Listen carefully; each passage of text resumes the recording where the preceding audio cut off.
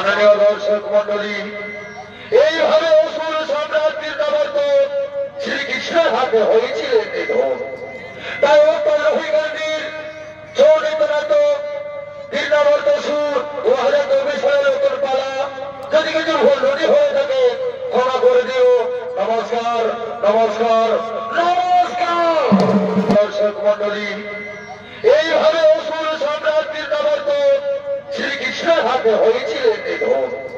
তাই অটল রহিগান্ধীর চৌনিত নাটক বীরনাবর্ত সুর 2024 সালের নতুন পালা।